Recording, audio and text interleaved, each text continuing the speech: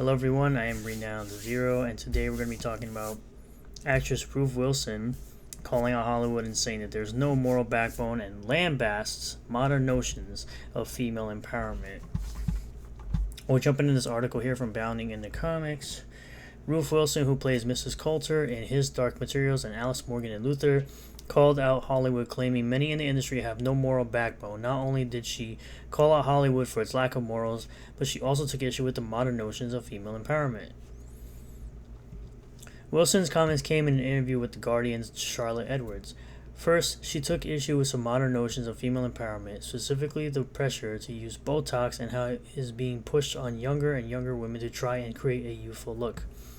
Wilson told The Guardian, quote, "As an actress, everyone does it. Very few resist. I haven't done anything yet. Please don't. But it's in my head as like, well, do you decide not to and therefore potentially look older than your peers, or do you just give in? Personally, just look older and that's it. You're going to get older. Don't damage your body." She went on to react to a recent article from the New York Times that was encouraging women in their 20s to get the procedure in order to prevent wrinkles when they get older. Wilson said, "I mean, are they joking? I find it so, it's mad. It's massive bad things. It's massive harm." She went on to recount past female trends such as Tudor and Elizabethan fashion with corsets and lead-based paint, and notes people will look back on modern trends much as they do those. We're like, wow, today, but in 200 years, they'll be looking back at images of women now going, what were they doing? What is that? You're blowing your face and lips up. Yet it's a multi-billion-dollar industry, and women are part of that industry, perpetuating this empowerment. Essentially, the empowerment that you should always look young forever, no matter how much disgusting things you put in your body or these surgeries you do to your body. She would also note that the feminist notion that all women must support each other is unrealistic, saying to expect them all to be supporting each other is kind of unrealistic. Yes, because people should think for themselves and not necessarily have the same opinion as other people around them. Wilson would also criticize social media and its effects on society. Quote, "The self is so important on social media. It's created a very narcissistic society. Everyone is their own famous person. Everyone can be the center of their own world. Similar to how actors and directors and writers of properties that people love consistently talk down to their fans and act like it isn't going to have an effect on their pockets.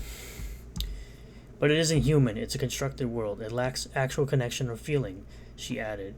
She went on to opine that she's seen her friends become obsessed. You can't have a conversation because they're looking for the next shot. Everything is, what can I put out there? When they don't get hits, they feel low, not validated. That's the most famous people. He always had to be seen. They always had to be validated as something special when you're just an adult pretender. Wilson would also take shots at virtue signalers with The Guardian's Charlotte Edwards, noting she mentioned performative feminism, performative activism. Wilson said, "Nothing is real. I don't believe any of it. No one has real or strong beliefs. They're just dictated to." While discussing the hashtag #MeToo movement and how non-disclosure agreements were used to silence people from speaking out about misdeeds, Wilson gave her credit for initially changing the way agents, producers, and PR people behaved. "I don't think there should be any NDAs. If there's a problem, there's a problem. It needs to be dealt with, not put under NDAs so you can't speak about it," she said. It was a given that you had to sign those things. Even if you're like, what, really? They were like, that's the way it works.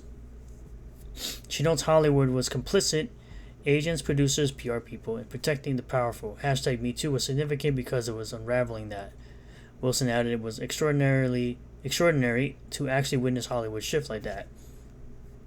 Also, people like Amber Turd and Brie Larson laundered money with that movement as well. They used it as a way to raise money for nonsense. It did not go to helping victims. However, she notes the shift turned out to be more of a facade than anything substantial. To see the survival instinct, you realize how fickle that industry is. There's no moral backbone. People were like, we're going to have a meeting about how badly we've behaved, and then we'll be all fine. It blew my mind. It made me understand a whole swath of human behavior. So many people don't really believe anything, only what makes them money. She continued. They're opportunists, you see that, but it makes you sage about what you want. What's important? Do you want to live in that world, or would you prefer to be doing something else like this weird 24-hour play where you can explore things in a safe environment? Okay, so essentially saying that people in Hollywood don't stand by any morals, they don't stand for anything. So, and they're got this weird empowerment movement that's trying to influence women to do these disgusting things to their body that they shouldn't be doing, and that they should stay natural, they should just live their life, stop trying to fit in with the in crowd all the time, essentially. Well, that's kind of what I got out of this. Let me know how you guys feel in the comments below. Thank you all for checking out this video. Really do appreciate all new subscribers, returning subscribers. If you do like the video, hit the like button, subscribe for more content, hit the bell for notifications, set it to all that we get notifications anytime I post a new video, and I will see you all on the next one. Peace.